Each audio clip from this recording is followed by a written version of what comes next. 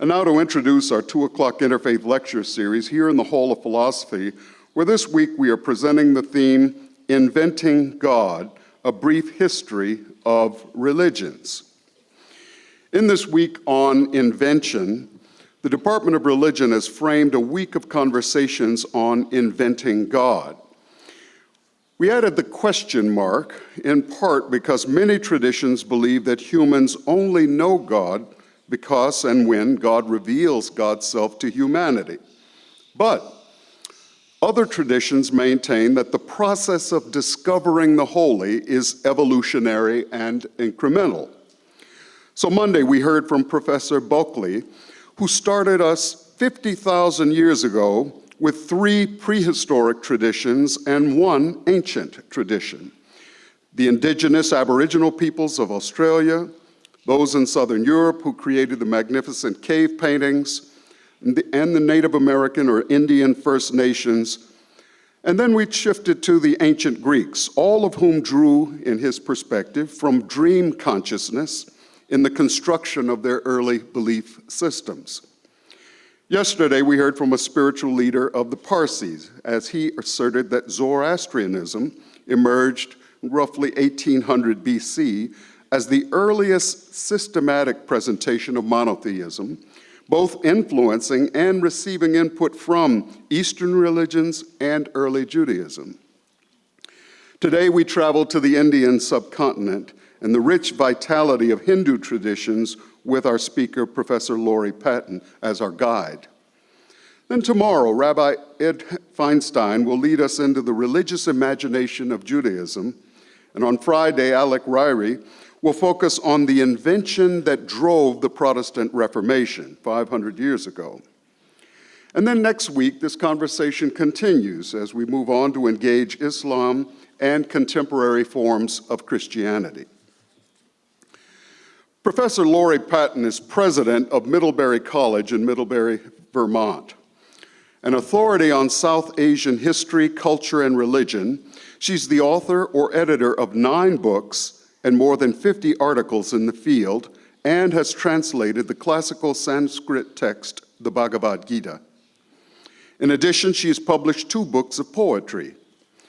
Lecturing widely on interfaith issues and religion and public life, she has consulted with the White House offices on faith-based initiatives, as well as on other programs of civic engagement. Dr. Patton earned her BA from Harvard University in 1983 and her PhD from the University of Chicago in 1991. In 2014, she was named Alumna of the Year at the University of Chicago Divinity School, an alma mater we share. President Patton joined Middlebury after serving for 4 years as Dean of Duke University's Trinity College of Arts and Sciences and as the Robert F. Durden Professor of Religion. At Duke, she oversaw 36 academic departments and programs in arts and sciences for the school. From 1996 to 2011, Professor Patton served on the faculty and administration of Emory University in Atlanta, where she was the Charles Howard Candler Professor of Religions and the inaugural director of Emory's Center for Faculty Development and Excellence. She also served as chair of the Department of Religion at Emory. And during those years, we got to know each other and became dear friends. From 2008 to 2011, she served as president of the American Society for the Study of Religion. Dr. Patton began her career at Bard College, where she was assistant professor of Asian religions from 1991 to 1996, and taught courses in ancient and contemporary India, comparative mythology, and theory of religions. The title of her presentation is Your Face Glows Like a Person Who Knows Brahman, Hinduism as Dialogue of the Numinous. We're most grateful to the Myra Baker Lowe and Catherine Lowe Hembry Family Fund for sponsorship of today's lecture. You'll be pleased to know that Dr. Patton will do a book signing over at the Hall of Mission immediately after her lecture, and that her books may be purchased there as well, so please join us. We're delighted that both Laurie and her husband, Shalom Goldman, and Shalom, where are you? Please stand so we can acknowledge you. Thank you for being here. And now I ask you all to please join me in providing a warm Chautauqua welcome to Dr. Laurie Patton.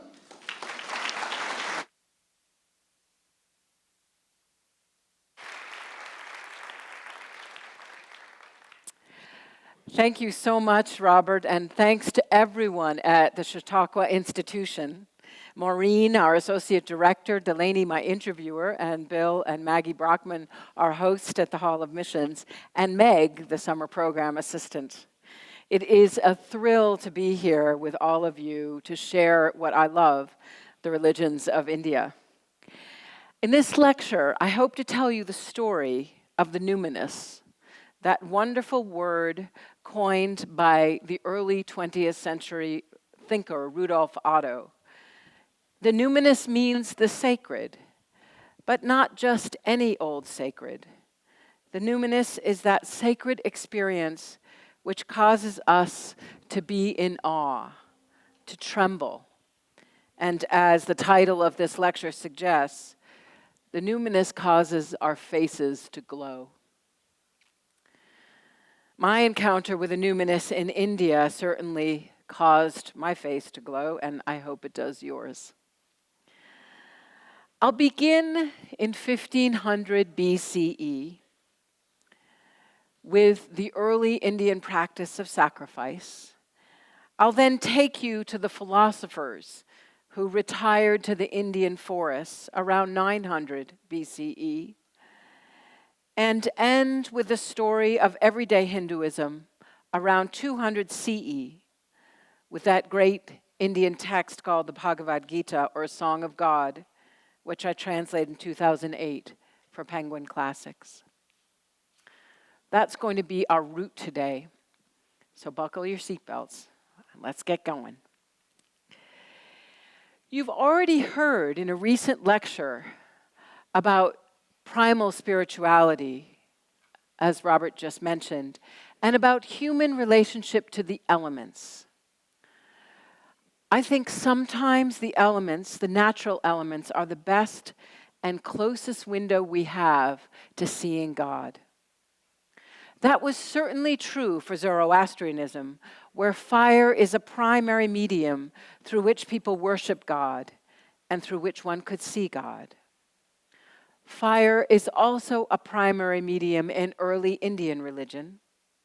There are museums in India who show the same ritual implements and even some of the same deities that were honored by both Zoroastrian and early Indian Vedic traditions. Fire in early India has a name, and it is Agni.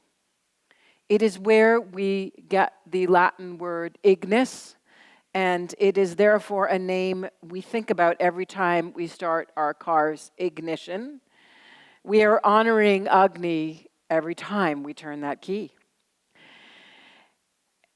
It's thought by many scholars that worshiping a fire, honoring a fire as a cleansing and holy agent, was what the Indo-Iranian people brought with them as they moved across the Gangetic Plain, just at the foot of the Himalayas and following that masterful, majestic river, the Ganges, understood to be the mother of us all. What did these early Indian migrants think every day? They carried sacred texts in their minds and hearts and bodies called the Vedas, entirely memorized, tens of thousands of verses, and Veda means knowledge. What was their journey, and why did they move? They were cattle herders, and they honored the cow as a form of wealth, as beautiful and as valuable as light and sun and water and wind. They honored all these elements as deities. If you travel to the source of the river Ganges, as I have, you'll see that it's called Gomukh, the mouth of the cow, and it is a stunning melting glacier. The sun was called Surya and was believed to drive a chariot across the sky every day.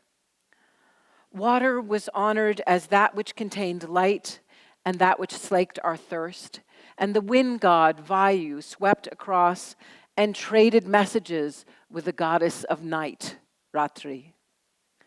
And Agni, fire, was at the center of it all. Agni was the source of sunlight. Agni was hidden in the waters when the sun shone upon the ocean. Agni was lit every day by humans to cook and to honor all the other gods. Agni was then at the center of the sacrifice, the driver of all other rituals and the driver of life. Why do people sacrifice, and why did the early Indians sacrifice? What was their motivation to build altars, to build a hearth to set a cosmic table, and to pour butter into the flames and hold wheat and grass and rice up to the sky in honoring the gods? Around this time, 1500 BCE to around 900 or 800 BCE, sacrifice was understood as that which made the world go round. Sacrifice made the seasons turn. It was what allowed the cows to multiply and the crops to grow and the waters to flow. If in fact we did not sacrifice in ancient India, the seasons wouldn't turn, the plants would not flourish, the world would not be abundant. Sacrifice then was at the center of all things, and human action depended on natural activity, and natural activity depended on human activity. This was why the human relationship to the Vedic gods, those elemental gods, was so important. And in addition to building beautiful and yet simple sacrificial altars, which are, by the way, the origins of Indian geometry, there was also the sacredness of sound. Sound has been, for 3,000 years, understood as contained in one syllable, that syllable Om. Sound in early India is understood as a goddess of speech, Vach, from where we get the English word voice. Speech is a motivator for all sacrifice. Speech is recited at all sacrifices, and she, as a goddess, is understood to implant herself in all beings. She reveals herself to those priests who know her and have the ability to recognize her. And these sacred sounds are encapsulated in mantra. Mantra in India and in Hinduism does not mean an unintelligible sound or chant. That's what it means in English. But in Sanskrit, it is a sacred poetic formula passed down from father to son, and now more recently from mother to daughter. Collections of mantras are known in India as the Veda, what is known, as well as Shruti, what is heard, from ear to ear. And here is what I call the eighth wonder of the world. The Vedas are passed down entirely orally and exactly in a great feat and science of memory.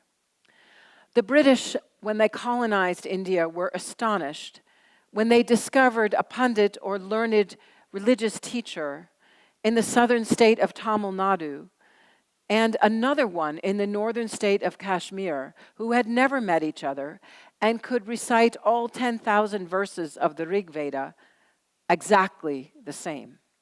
And then they could recite every other syllable, and then they could recite every other syllable backwards. Independent of each other, this is how exact the science of sound works in India, and this is how sound and mantra is understood even today.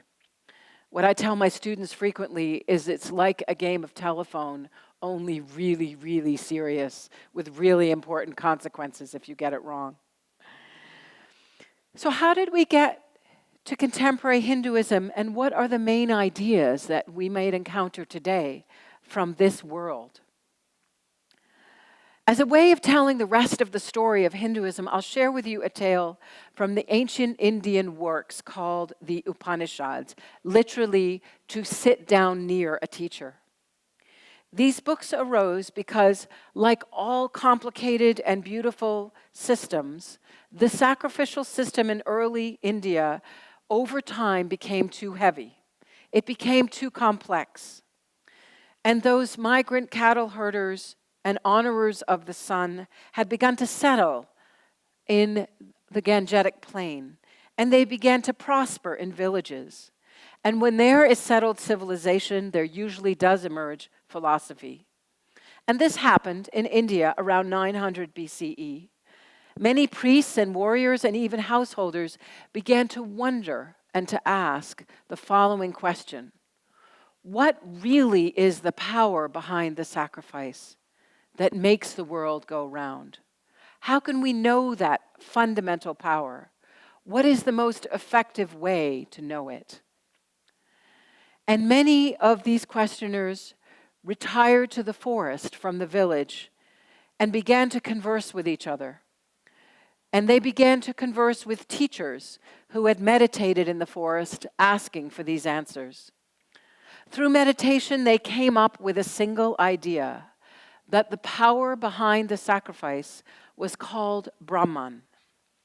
Brahman was a force, a monistic force, not a deity, not a monotheistic force, but a simple force that animated all beings.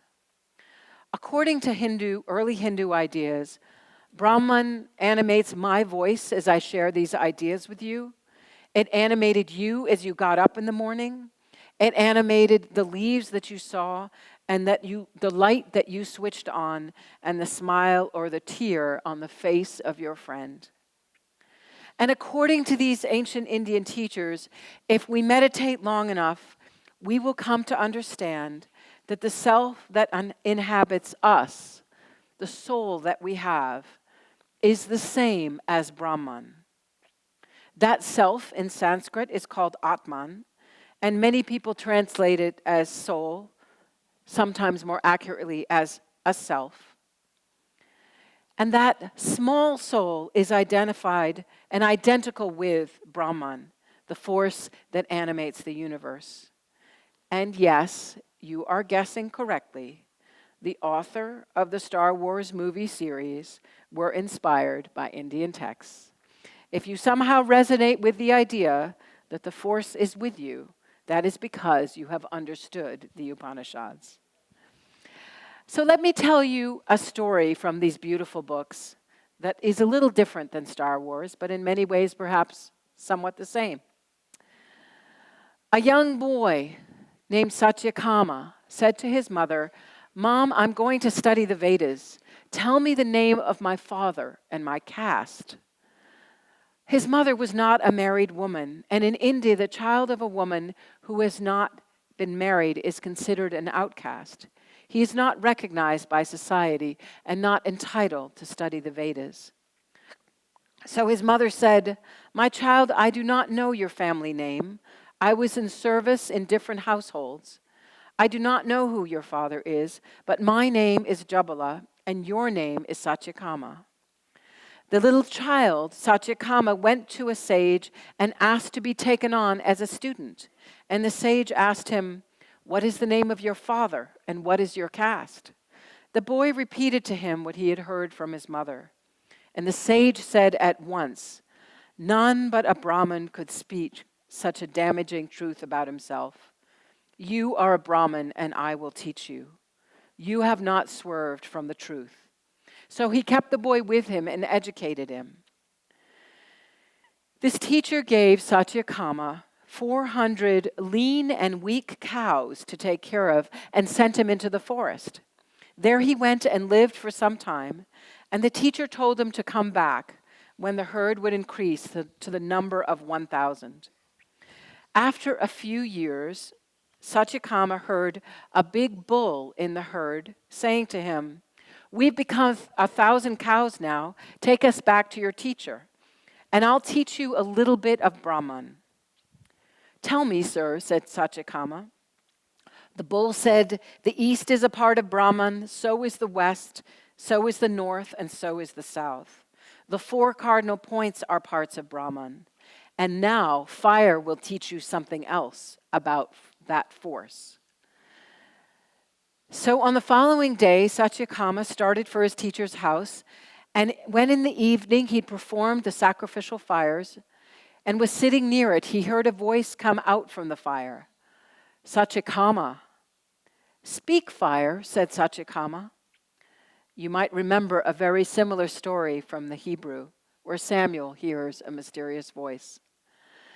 "Satyakama, I am also going to teach you a little bit about Brahman. The earth is Brahman. The sky and heaven are portions of it. The ocean is part of Brahman. And now I'm going to send you to a swan." Satyakama continued his journey, and the next day a swan came to him and said, "That fire which you worshipped, that is part of Brahman. The sun and the moon and lightning are a part of Brahman. And another water bird will tell you even more about it." The next day, the water bird came to him and said, "Breath is a part of Brahman. Sight is a part of Brahman. Hearing is a part, and the mind is a part." Then the boy arrived at his teacher's place and presented himself before him with due reverence. No sooner had the teacher seen this disciple than he remarked, "Satyakama, your face shines. Your face glows like someone who knows Brahman. Who has taught you?" "Beings other than people," said Satyakama. "But I wish that you now would teach me, sir, for I have heard from others like you that knowledge which is learned from a teacher, a guru, alone leads to knowledge of the supreme good." Then his teacher taught him the same knowledge which he had received in meditation in the forest, and nothing at all was left out. This story, in a nutshell, has all the things that drive us to Hinduism and has drawn people to it for thousands of years. It is first and foremost about a relationship between a teacher and a student. This is one of the most sacred relationships and has been a bedrock of Hinduism since ancient times. A guru in English is sometimes understood as a teacher someone follows mindlessly, like a mantra is a mindless recitation. But a guru in Sanskrit is in fact a teacher one discovers, like Satyakama did, with whom one travels and with whom one lives, and who is present for one's whole life even if we are not physically in each other's presence. It is a person who shapes one's entire worldview. I know all of you in this hall have had those teachers. And that is who Satyakama's teacher is. Second, Hinduism is about long-term meditative practice grounded in experience.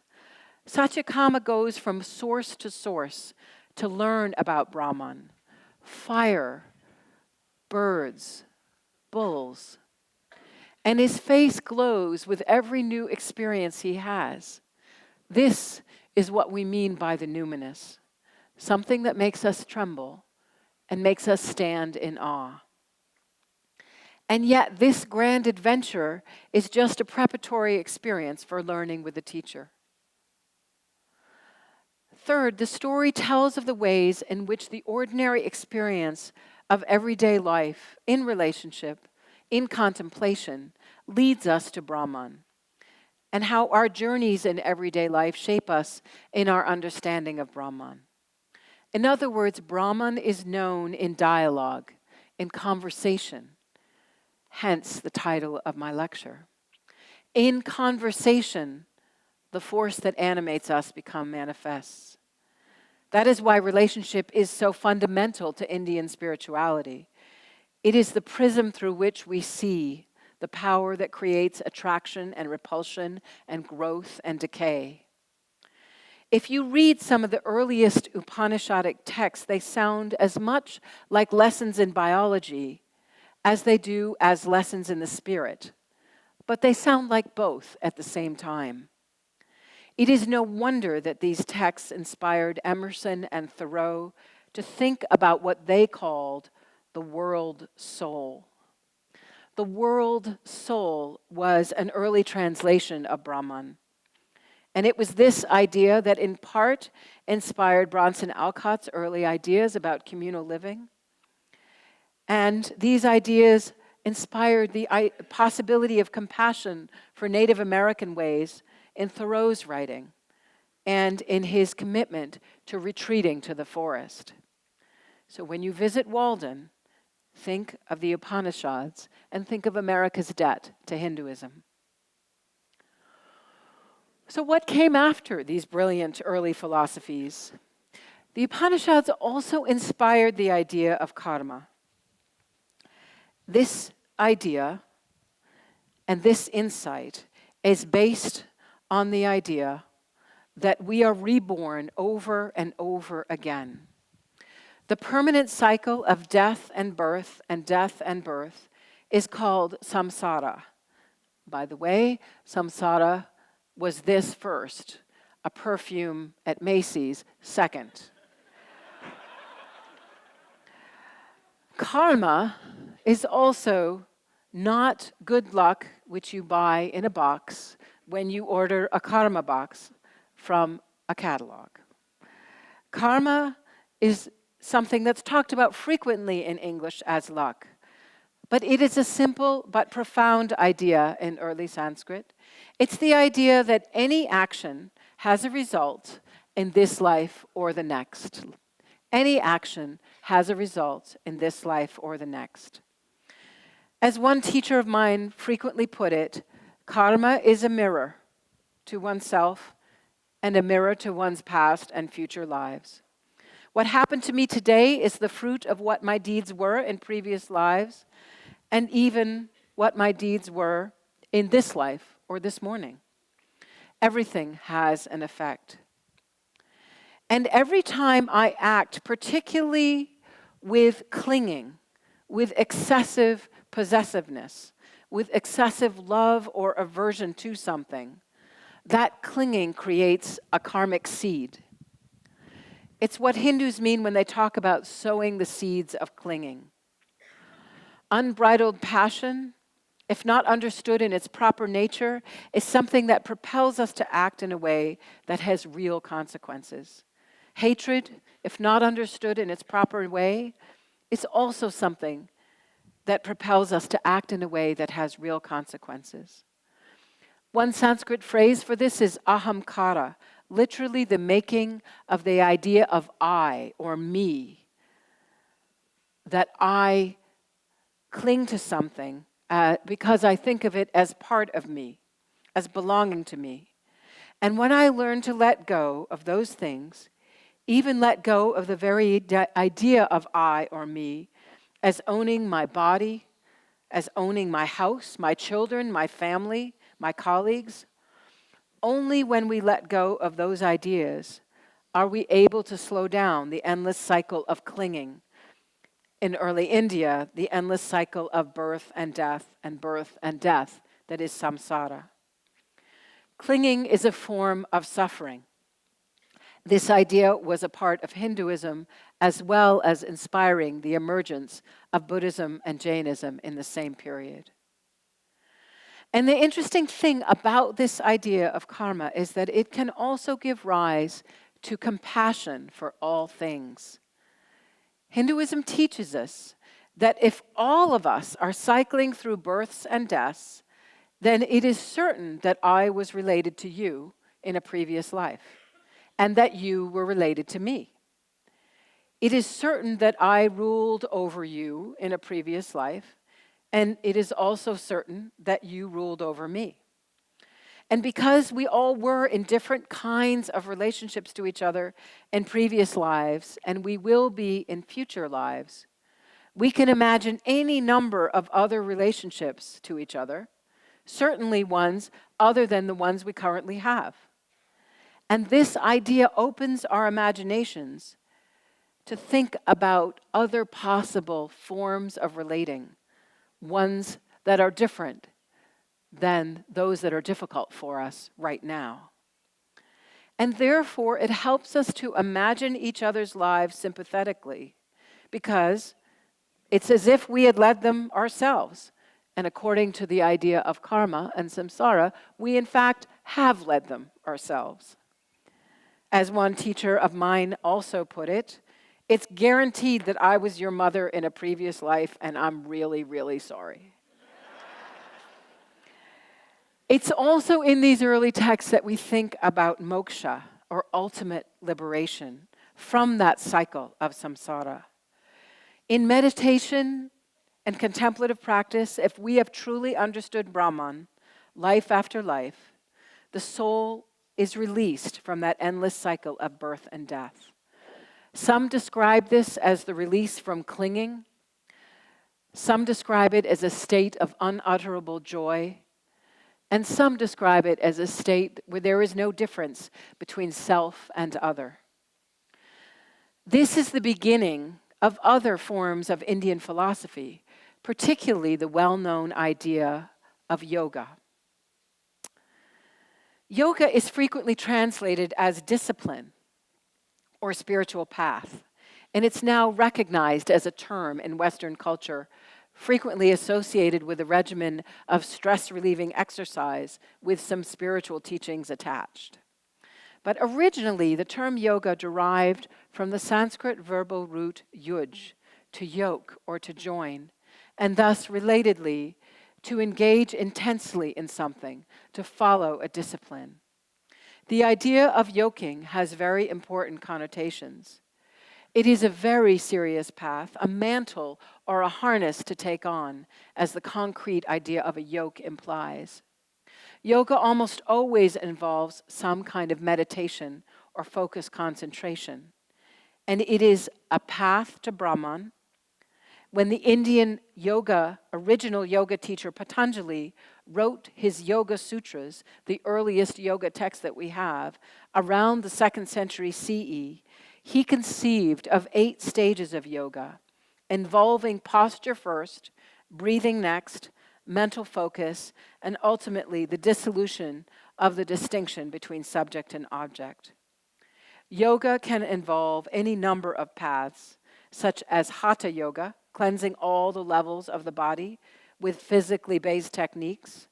But there's also Laya Yoga, the dissolution of the self into a meditative object, or Mantra Yoga, the supreme focus on a single sound.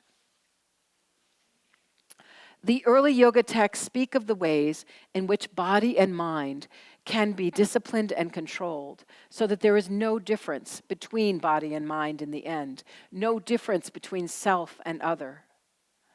The yogic exercise that you know today, then, was born in the idea that mind and body can work together to become one and to understand the universe as part of oneself. So next time you are doing your stretching exercises, remember that this idea originated in the 2nd century CE, and probably earlier. And the movements of your body were designed to affect the movements of your mind, and vice versa. Around the same time, 2nd century CE, other Hindu writers and thinkers and reciters began to spend time on the idea of a devotion to a particular deity. This is called the classical age of India, the great devotional age, and it is the birth of the Hindu deities that we now see in contemporary India. These are deities with their own personalities, their own forms. We know Vishnu, the protector of the world, who takes on avatars, literally to cross down into the world to save it, as a particular incarnation. Vishnu has the avatar of Krishna, who is a playful cowherd and has a beloved consort, Radha. Vishnu takes the avatar of a tortoise who holds the world up on his back. And he takes the form of a half-man, half-lion to save the world from a curse. As the story goes, there is a demon, and people said about that demon, neither man nor beast can actually kill that demon. And so Vishnu took a form that was neither man nor beast, half man, half lion, to kill the demon. We learn also about the god Shiva, who is known as a great creator and destroyer. He is a god of opposites. We see myths about him as a wonderful householder, married to his wife Parvati, and other myths about him as a great spiritual ascetic meditating alone in the forest. He alone has the power to block the force of the Ganges River as it comes down from being the Milky Way in the sky and pours itself down onto earth and becomes the Ganges River on earth. If you see a picture of Shiva, you will see that there is a river pouring onto his head because he can block and welcome the mother Ganges onto earth. And we also learn of the great goddess. She has her origins in early India, but she too is all-powerful and can destroy many demons. One of the great stories about the goddess is one where another demon was threatening to overtake the world just after it was created. And the only way the gods could think of, Shiva, Vishnu, and Brahma, to actually destroy this demon was to concentrate all their best powers into a single essence. And that concentration of all their best powers into a single essence became a female goddess that was more powerful than all three male gods. You can imagine how this story takes shape when marital strife between a man and a woman are happening. But it's a wonderful story about female power in India, which is called Shakti. So let me stop now and review before I finish. By the time of the 2nd century CE, we have all of the origins of Hinduism emerging. We have the practice of sacrifice and the daily householder life of offering materials into the fire, sacred materials into a fire. We have the practice of renunciation and meditation and the pursuit of knowledge of Brahman in the forest that we see in the text called the Upanishads. And we have the new practice of honoring deities through prayer and devotion, of Shiva and Vishnu and the goddess, such as we see in the great Hindu epics, the Ramayana and the Mahabharata. These were the three strands of the complex world of India that gave rise to the contemporary Hinduism that we know today. And I'll end by telling you a final story from a 2nd century CE text that tries to put all these strands together: the everyday work of the householder, the meditative renunciant of the Upanishads, and the devotee of the gods, specific gods. And this text is told and recited in many Hindu temples and households today. This is the story of the Bhagavad Gita, or the Song of God, and it is from the great epic, the Mahabharata. It begins with the warrior Arjuna in despair, as so many warriors are even today. He turns to his charioteer Krishna for advice and comfort. You see, in order to get back the sacred land and his sacred power, he must go to war with his cousins, the people he loves, the people he grew up with. And while he drops his bow despondent, Krishna tells him that he must go ahead and do the right thing, follow his dharma as a warrior. Krishna, by the way, is an avatar of Vishnu. And over the course of their conversation, where Arjuna learns the true nature of reality, Krishna also reveals to him that he is God. As a friend of mine put it, it would be like driving in an SUV in Desert Storm and having your SUV driver stop, turn to you, and say to you, "By the way, I'm God," and keep going. That is how powerful and startling the Bhagavad Gita is. Krishna goes on to teach him that acting in the world and not acting, or renouncing and meditating, the world of the householder and the world of the renunciant can be combined. They can be combined if we act ethically, but without clinging to the results of our action. And if we do that, we will know peace. The Gita is saying that action without insight and action in the world, while clinging to the fruits of action, leads us astray. When I teach this to my students, I say, how many of you just studied and studied and studied for an exam and then you finally just gave up because you no longer didn't even matter? And they all raised their hand. And how many of you did well on that exam, probably better than you expected? Most of them raised their hand. That's what we mean. Why did you do better than you expected? Because we ended up just doing the right thing, and as one student put it, we stopped being afraid to lose. The resolution for Krishna, teaching Arjuna, is to act with insight about the nature of clinging, the importance of non-clinging, or letting go of that fruit. For such a wise person, these things that frequently motivate us to act then are no longer powerful agents in our lives. Krishna goes on to say that even things like cold and hot or hate and love, for this person who has relinquished the fruits, let go of the results of his or her action, but continue to act ethically, those opposites are experienced as the same. This is the beginning of everyday Hinduism that we know today. The Gita is still recited, published, as one of the most sacred of Hindu texts, and it is frequently called the Hindu Bible. Gandhi interpreted the Gita in a spiritual way, as a spiritual struggle, and it was the Gita that inspired him to the force of nonviolence, satyagraha. Isn't it interesting that a text about war and about God and about despair gave birth to Gandhi's philosophy of nonviolence and so deeply influenced the 20th century and 21st century history?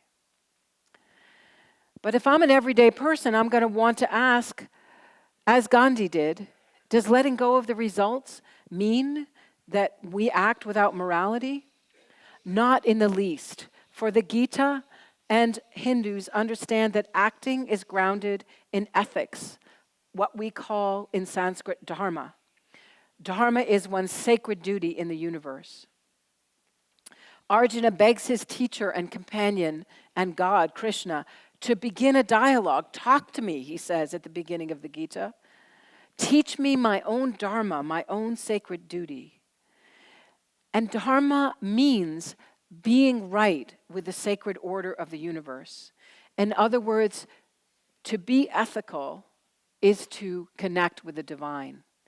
If we fulfill our sacred duty, if we discern rightly what that duty is, we will have contributed to the harmony of the universe.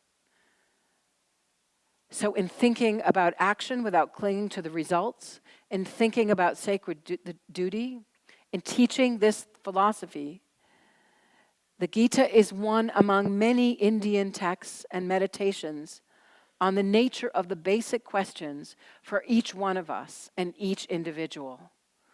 What is to be done?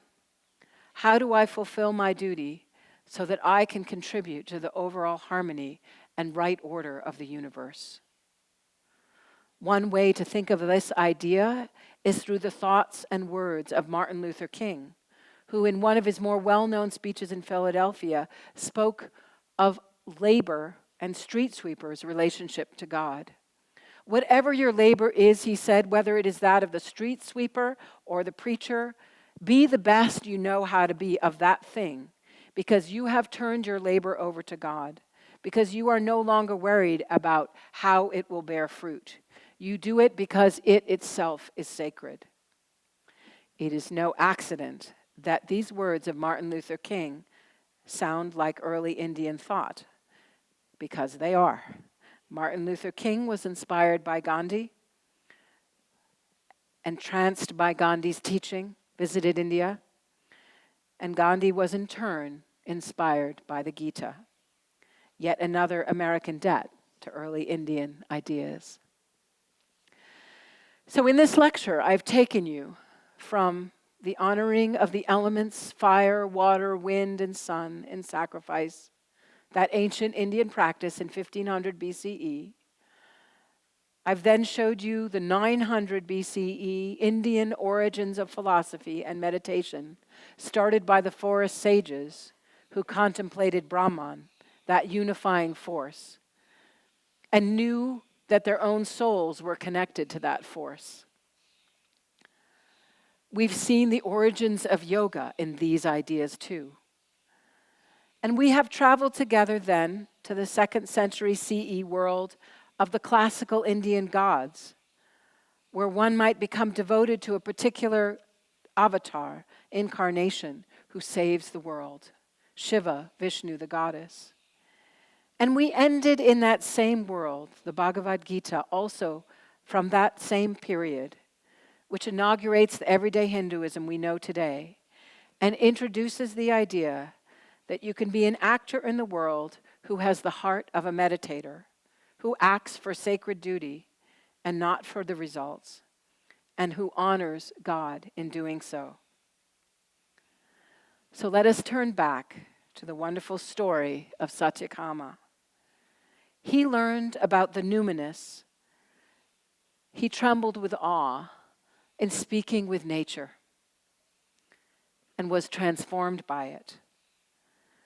But he also then returned to the world, his face glowing, to learn from that most sacred source of all, his teacher.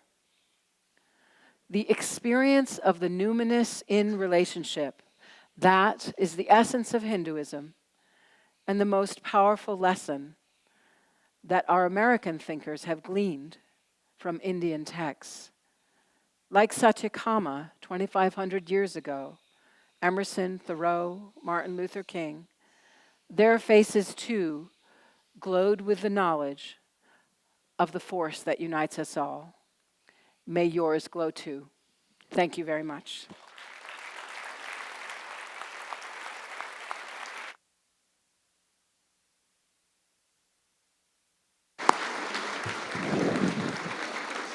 Professor Laurie Patton, you exhibit all of the marks of the master teacher. You take that which is complex and vast and distill it into that which is simple and digestible. And you have fed our hunger for greater knowledge about one of the world's great religious traditions. We invite you now to gather at the microphones. If you wish to pose a question to Professor Patton, we have plenty of time, and she will acknowledge questioners in alternating order, and then we'll conclude about 3:15. Great. I think most everybody is over here, so we'll start here. All right. Just tell me your name and where you're from. Oh, I'm Trevor Body. I'm from Columbus, Ohio. So in the story of Satyakama, you reference the caste system, which has arguably been and continues to be a profoundly damaging influence on Indian society. What is the relationship between Hinduism, early Hinduism, and India's caste system, if any? How have the two affected each other in the past, and how might they do so in the future? Thank you. And it's Trevor? Yes. Yeah. Trevor's question is really important, and it's one of the reasons why I began and used that story as a central story. I didn't have time to go into all of the different ramifications of the story, but one of the most important ones is that it's also a meditation about caste and social relationships. If you remember from the story, Satyakama doesn't know what his caste is because his mother was a servant in many different households. And so he has an ambiguous social standing when he goes to his teacher. And the teacher accepts him anyway. Say? And the teacher accepts him anyway. The teacher accepts him anyway. The teacher, so this is a really interesting moment. Because I'm a nerd, yeah. I'm going to tell you a little bit of the history of the text and then tell you how it relates back to your larger question about caste in India. So what happened in that text is the teacher says, you must be a Brahmin because only a Brahmin would speak that truth. Mm-hmm. Now, many of the later traditions of devotion that were birthed in that classical period that I talked about at the end, that's called bhakti traditions, literally to partake of God. And they are intense devotional traditions where you experience your chosen God in a very powerful, intense way.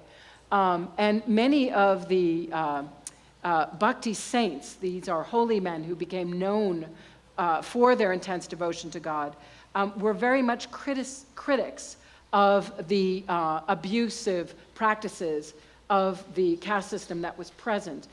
You can think of the medieval saints like Ram Dass, for instance. Yeah. And what they frequently did would be refer to that story of Satyakama to say, look, what it means to be a Brahmin is not to be high over others, but what it means to be a Brahmin is to know the truth and speak the truth. And therefore, we need to relativize these caste practices for those very reasons. So that story, and other people have said, look, even in early India, people were conscious of the damages that abusive caste practices could have. So that's another reason why I love that story, but I had to end right at, I wanted to just follow my boss and end right. So I was hoping someone would ask that, so now we can talk about it. There was a very powerful reason for that story around social relationships.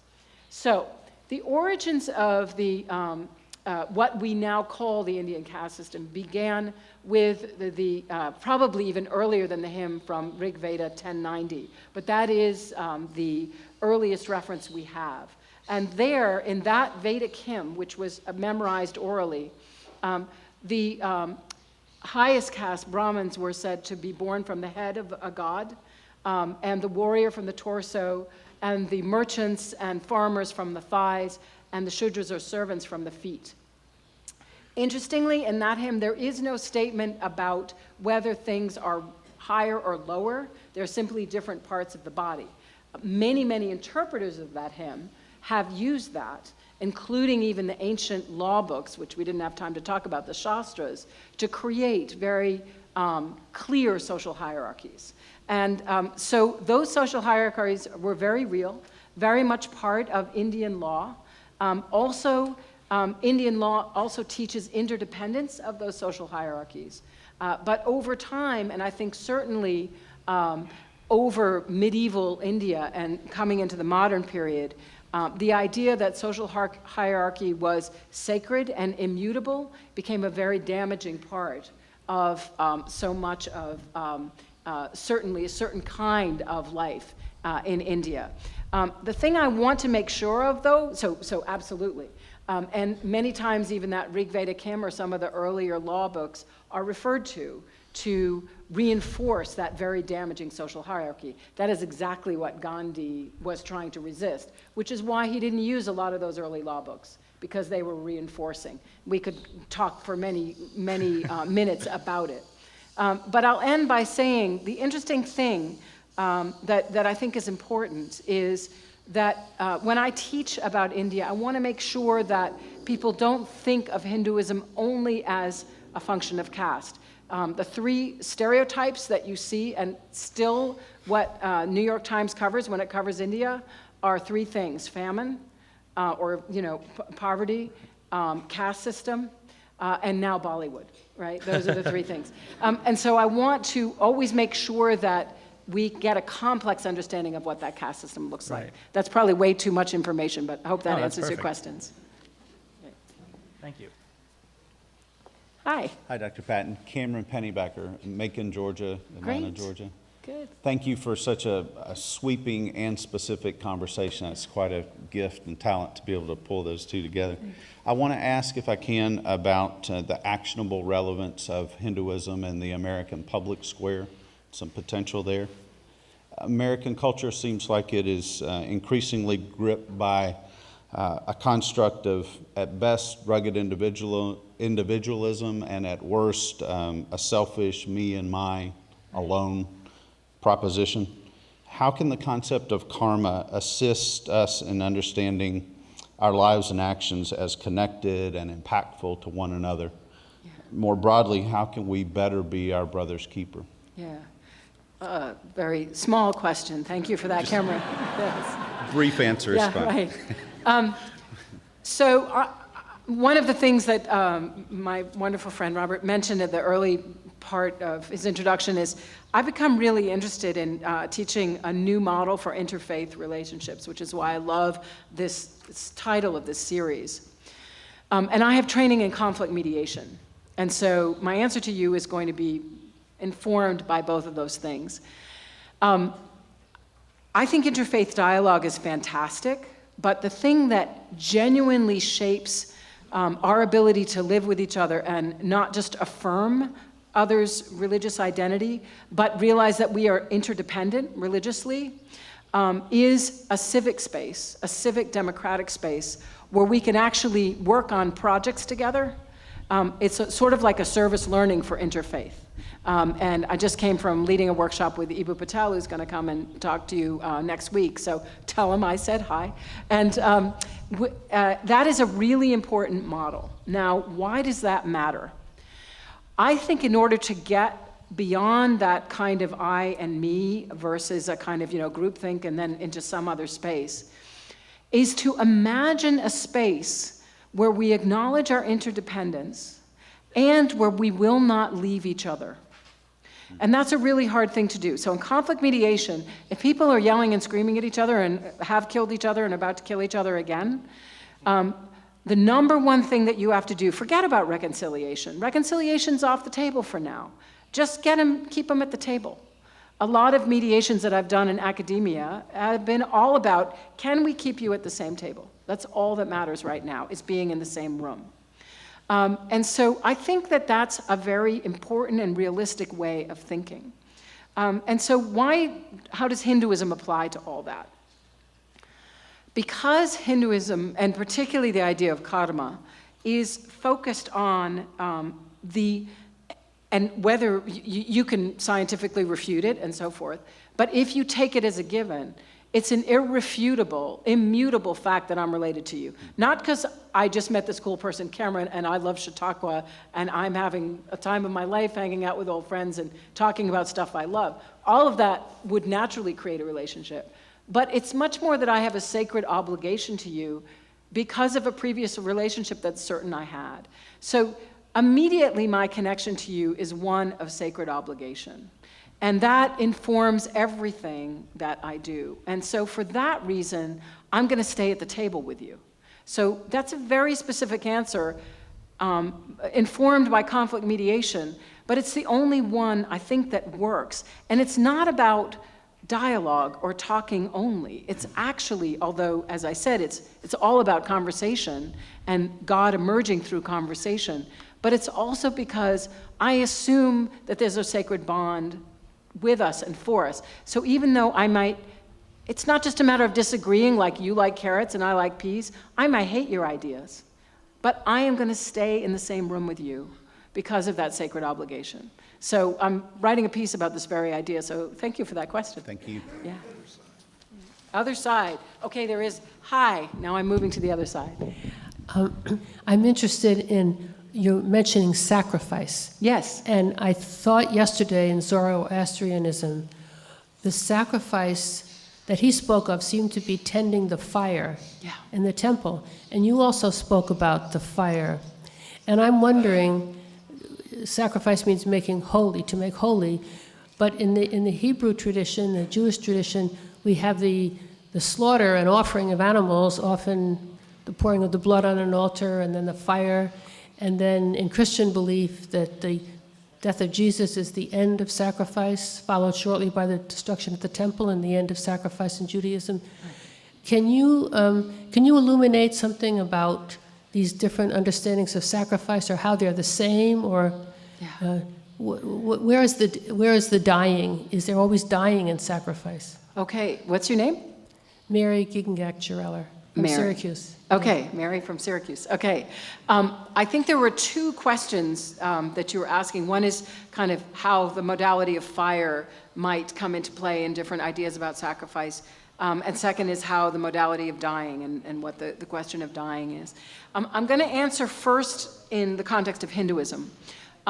One of the museums that I mentioned earlier, the thing that's so interesting about these museums in India is that they are collaborate with the Parsi tradition, which also, again, has thrived in India, from Iran. And the archaeological evidence that we see is that, for instance, the purifying grass that India uses as actual what's called darba grass to purify a seat before you sit down and honor in the fire is actually a metal instrument that looks like a broom, but is grass. And the altars are actually very similarly designed. So it's really clear that there is a historical relationship from what we know of archaeological evidence in the Indo-Iranian period, which is probably around 2000 BCE to 1500 BCE, that transferred and that the folks who came into India brought with them or learned from them from trade. Both things are probably true. So that question of fire as a sacred cleansing element is absolutely historically passed on, as well as passed on through interaction between different religious traditions. In India, the other interesting thing about the hymns to fire is that it is both a purifying agent. So when the sacrifice is all done, the number one thing you do is you burn it to purify the entire sacrificial arena. It's about as big as this amphitheater, actually. And it has now been revived, by the way, in contemporary India, this ancient practice. It's very weird for a scholar of ancient India who's busy imagining 3,000 years ago to see this entire thing reenacted with the priests on their cell phone talking to each other from one altar to another. It's kind of startling. So fire is honored as a purifying agent in early India, but it's also honored as the thing itself. And the same of water. You honor the thing itself as well as what it does for you, as well as being a god. Fire is understood as being hungry for butter all the time, because when you feed it butter, it goes up. And there's only one or two images of Agni that we know of in the West, and he has a big belly because he's eating a lot of fire. But whenever you carry fire, and you see this even in the contemporary puja rituals, you honor it as if the deity were in that fire. So that is different than in the Hebrew tradition, where fire certainly is part of the offering ritual and of the cleansing ritual. But God speaks through a fire, but God couldn't be understood as identical with the fire. That's the difference between the two sacrificial traditions fundamentally. The other thing I would say, you made the error, Mira, of asking about one of my areas of scholarly specialty, so you have to I get very boring. Very glad. Right. I think the final thing I'll say in terms of comparative, what's really interesting, I think, in both Jewish and Hindu traditions is a process that we call the internalization of the sacrifice. So if you look at the way the Upanishads, those meditative texts, talk about the sacrifice, they say that it actually occurs within you. As much as you do it externally, it also happens within you. And you see the same thing during the rabbinical period after the temple was destroyed, where those ideas are things that are actually less important than the learning that occurs and that education occurs, and that the sacrifice is much more of an internal process of mental activity.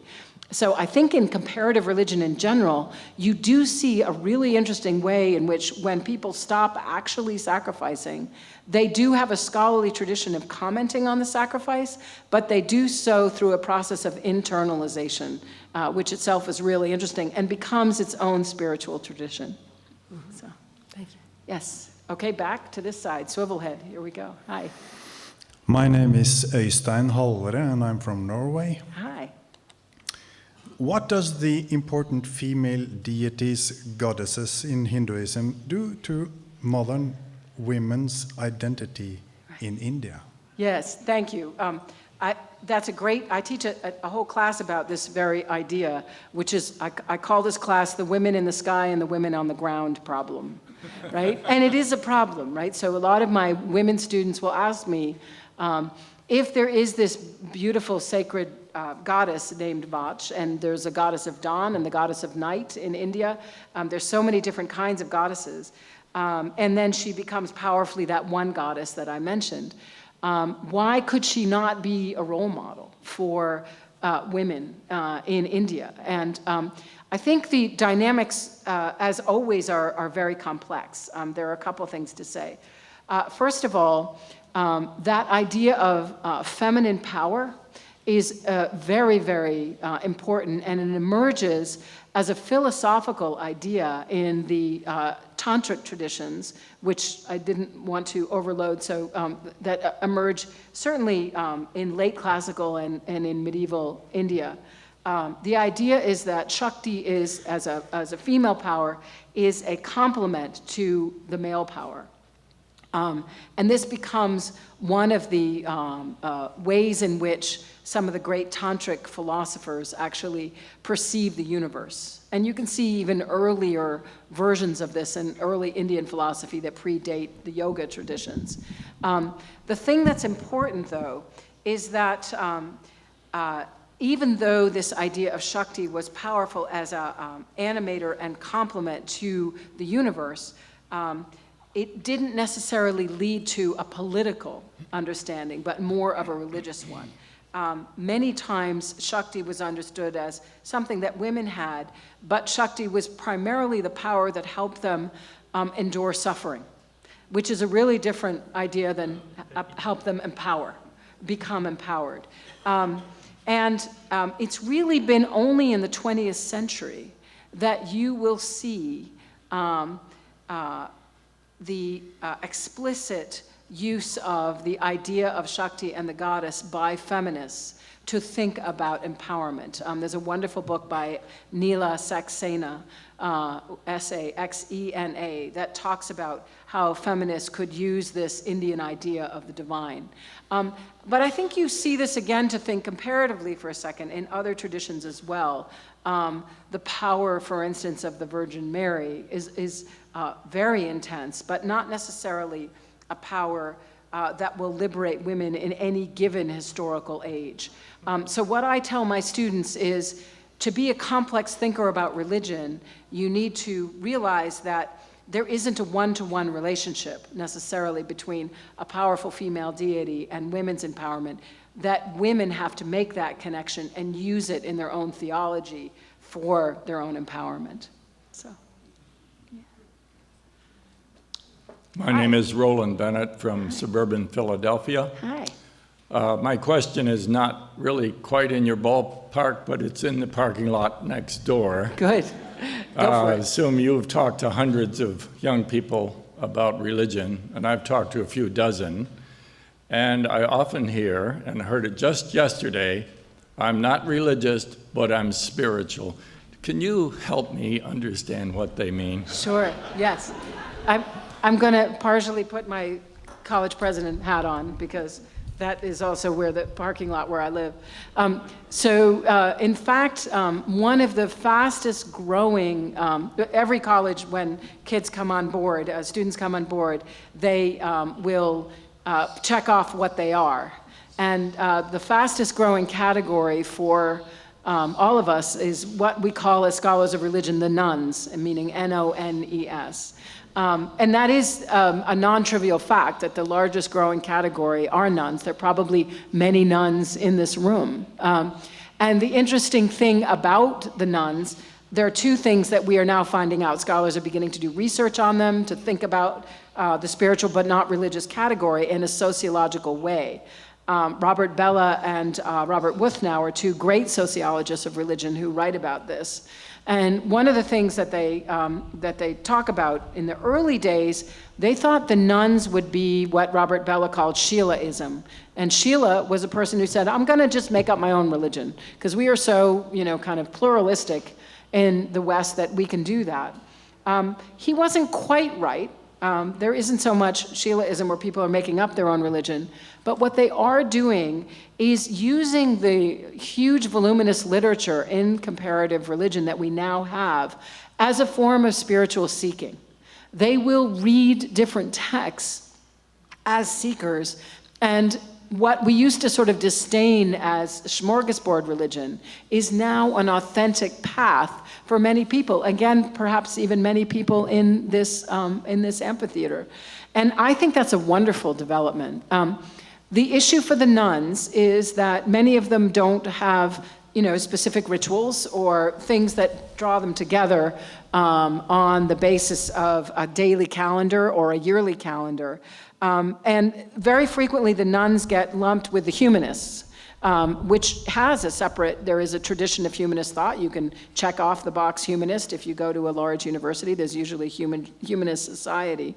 So these are, incredibly important things that people are beginning to think about, which is, even though the nuns, we now see that the nuns have an authentic path, we want to make sure that they stay engaged in the conversation.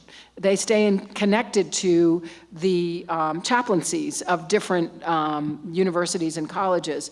And I think that's going to be the challenge for the next generation. Acknowledging that path is wonderful. Finding a way to keep those folks connected is the most important thing.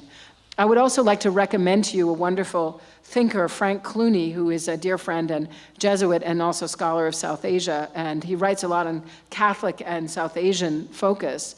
And his Catholic and South Asian focus,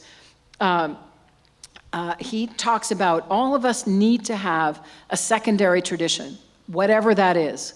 And that's a tradition, whatever our own tradition is, it's another religious tradition that keeps us honest, that we read all the time just because we love it, and we continue to ask really hard questions of our own tradition through that secondary tradition. I converted to Judaism in 1999, but I've been studying Indian religions since 1982, and so I would say my secondary tradition is absolutely Indian religions. It's kept me grounded, honest, and really focused on clarity and dharma, the way a Sanskritist would put it. So I think there are a number of different ways to think about that spiritual but not religious, and it's really important for us, I would say an obligation for us to do so in the 21st century. So, last two questions, okay. Hi, my name is Lionel Sully. I'm from Toledo, Ohio. Hi. But in relation to my question, originally from England, would you talk about what Hinduism teaches its practitioners about relations with non-Hindus, and in particular, the total lack or loss of interfaith relationships that happened at the end of the British Raj? Yeah, that's a really interesting question. So a couple things I would say. First of all, many of our interfaith energies in the United States came as a result of the World's Parliament of Religions and the first meeting of the World's Parliament of Religions late in the 19th century. And the person who kind of electrified everybody and got them engaged not only with Hinduism but also with interfaith conversation was Swami Vivekananda, one of the great teachers of Vedanta, whom you probably know. And his teaching was in many ways very similar to the Upanishadic and yoga teaching. The grounding is very much in that understanding of Atman and Brahman, but he also was an activist. And he wanted very much, I think that's why he appealed to so many Americans when he first visited the United States, and galvanized them not only to think about Hinduism, but to speak in an interfaith way. He did so because the idea of acting in the world and acting in a spiritual way in the world was the fundamental teaching that he found so helpful. And I think many, many Hindus have become, as well as Jains and Buddhists and Sikhs and many of the Indic traditions, have become very powerful forces in that world's parliament of religion. So I would say Indic traditions have been drivers in a really positive way and models for us of interfaith, and I would say on a global level, not just the United States. And to be fair, again, we need to be historically accurate. That is the more universal kind of Hinduism, which is called Sanatana Dharma. There are forms of Hinduism particularly at a more local level, that would argue that you need to ritually mediate your exposure to the outside world. And I think that is related to, of course, an understanding of caste. So both things are there. I wouldn't want to characterize all of Hinduism in a particular way, but I will say that those Hindu traditions are a very powerful and positive global force for what we understand. As to the breakdown of interfaith traditions at the end of the Raj, I'm assuming you're also thinking about partition and the violence of partition. I think that one of the things I would say, and this is something I talk about all the time, one of the things that Ibu Patel and I think about frequently is in order to be a good interfaith actor in the 21st century, you need to be a politician and a political scientist. And I think a lot of the ways in which both Hindu and Muslim and Sikh identities were mediated weren't so much through interfaith work and bringing together religion and politics during the end of the Raj, but keeping them separate. And assuming that a political solution could be had without necessarily thinking about what those relationships would look like after the political solution was made. So that would be my assessment of it. Yeah. Thank you. Thank you. Last question. Yeah. My name is Kathy Stewart. I'm from Cincinnati. Hi. Hi. Kathy Stewart from Cincinnati. There we go. Is that better? Okay. Yeah. I got excited when I heard you defining Brahman as the power that animates the universe. Yeah. And it brings to mind a program I saw recently, The Elegant Universe, Yeah. and moving toward a unified theory in a sense. But the idea of strand theory, I know nothing about science, but I got so excited that everything seems to be comprised of these vibrating strands. Mm-hmm. And so I think animating force and vibrating strands, and it seems, and they can't prove this string theory. It's not observable at present. And so there's this idea where science meets religion, and as if they're both looking for the ultimate, and you wind up with mystery, and I just wanted to hear your thoughts about that. Another very small question, thank you. In 30 seconds. All right, so quickly. The early Vedic texts have about 20 or 30 hymns that give creation accounts. So there isn't a single one as we have in the monotheistic traditions. There's many, many different possibilities. And one of them involves the weavers weaving their strings across the universe. And those strings actually vibrate with heat. So it's a very, very interesting and beautiful hymn. This is Rig Veda 10:129. Beautiful cosmological hymn. So I would say there are many poetic forms of imagination in early India that seem quite consonant with different theories of the universe that are now emerging in the late 20th and early 21st century as a result of physics theory. I'm enough of a skeptical scholar not to want to make that leap to say they anticipated it. But I will say that the scientific imagination and the religious imagination, at their best, actually can and should complement each other in a really wonderful way. The Dalai Lama teaches this as well. He says, look, neuroscience is great because there are a lot of things that neuroscience can teach us that meditation can't, so let's go for it, which I love. My favorite story about that is a wonderful Indian physicist named Narlekar, who grew up in my Indian home in Pune. And Narlekar was one of the great proponents of the expansion and contraction theory of the universe.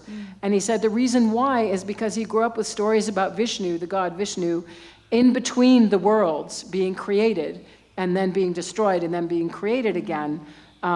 Vishnu was breathing in and out and in and out. And so when he came across mathematically the model for an expanding and contracting universe, it made sense because it reminded him of his childhood stories of Vishnu breathing between the yugas. So that's a wonderful cosmological note to end on. Thank you. Thank you.